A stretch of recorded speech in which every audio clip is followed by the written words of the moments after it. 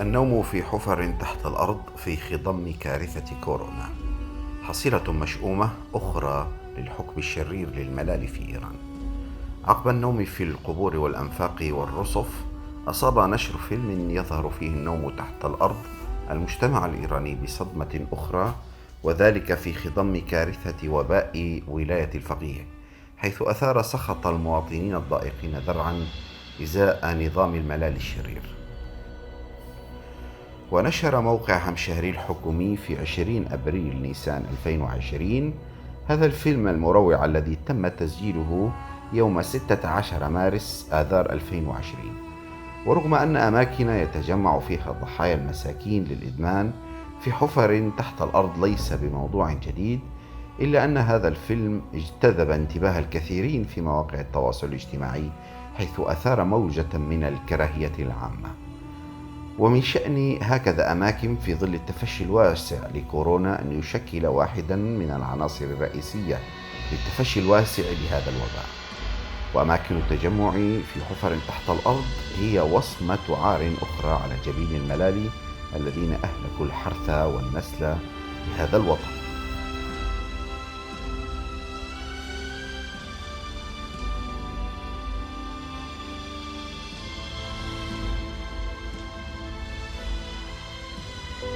اینو بگو خودش کنترل کنه. میخوام تو چاله رو ببینم. داداش میخوام تو چاله رو ببینم. بعد چی اونو میندازی؟ کی توشه؟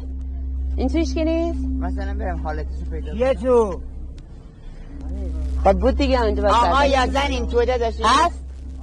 الان آدم این توه؟ ممکنه تو باشه؟ صداش من ترسیدم. تو آدمه؟ یه قبول داری آدمه بابا. سگ مجیز به قرآن. به آیه های قرآن تمام این تونله رو خود من با کردم. قدیمی ترین آدم این پارکی بیساخونده منم. بچه اینجا هم نیستن ولی خب 20 سال پاتوق هم اینجا. مونا الان کسی اونجا هست؟ مونا کسی اونجا هست؟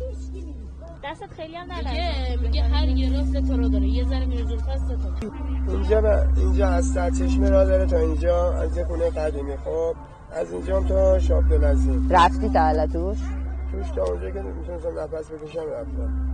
یه چند وقتی شنیدیم یه سری از معتادا زیر زمین دارن زندگی میکنن، حالا یا تو حفره یا تو یه سری از تونلا.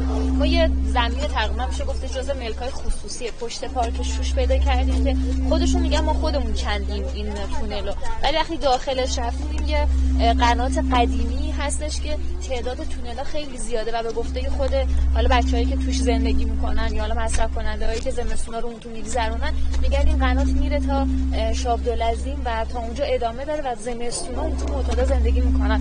دیدنش واقعا جالبه، یعنی یک زندگی زیرزمینی به معنای واقعیه. ببینید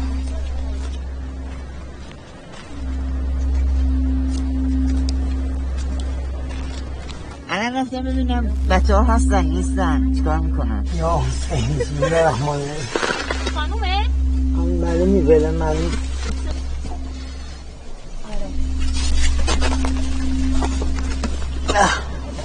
لباسای بدم افی. آره بده. لباسای زنونه است این زیر. من صدا کنم یه علکی من میترسم. خب همین اینو بزنشتی. آقا فریبرزون پشت آدم نیست تو اون سرایی اون بر.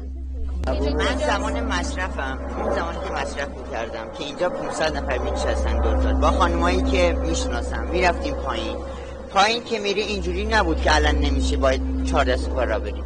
اتاقکای بزرگی داره، خیلی تو قدیم مثلا تاقچه داره، مثلا مثل این خونه های 100 سال پیش اینجوری درست شده، حالا یا انبار بوده یا خونه هاشون بوده، هرچی بوده اینجوری. ما میخوابیدیم توش، شم میبردیم، شم روشن میکردیم، مواد میکشیدیم دیگه، اینجوری برای نورش استفاده میکردیم. اینجا میگن انبار مثلا قدیم، ولی به شکلی به انبار نداره، به خونه به اتاقک‌ها بیشتر شبیه. حالا از شم برای نورش استفاده میکنن. از چراغ موشی رو من دیدیم، مثلا چراغ فتیله ها هست قدیم روغن میریختن توش. اینا تو دیوار بوده، ولی الان دیگه نمیدونم.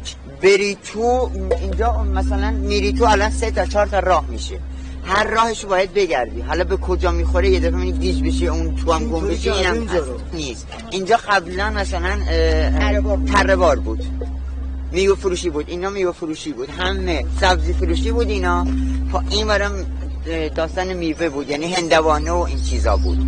خب این برام سبزی سبزی اینا میفروختن، مثلا گوجه و پرتقال و این چیزا. بعد این مثل اینکه که مثلا انباره اینا باشه، انبار همونا نمیخوره به انبار، فقط به خونه میخوره، به اتاق میخوره.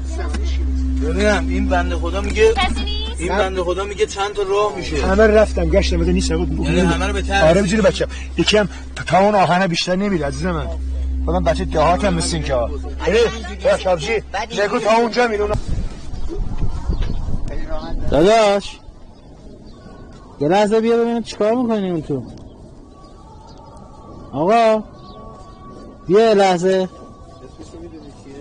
اسمت چیه رفتی تو؟ سلام. چیه اسمت؟ چطوری؟ چی؟ بشین همینجا بشین بشین به ما بگو این تو چه خبر؟ چطوری نزی؟ نه اون یه جا خوابه؟ چند سالته؟ 19-20 از کجا اومدی تهران؟ از افغانستان. چیکار میکنی تهران؟ یه رکوبی میگردم، رکوبی مول صندلی.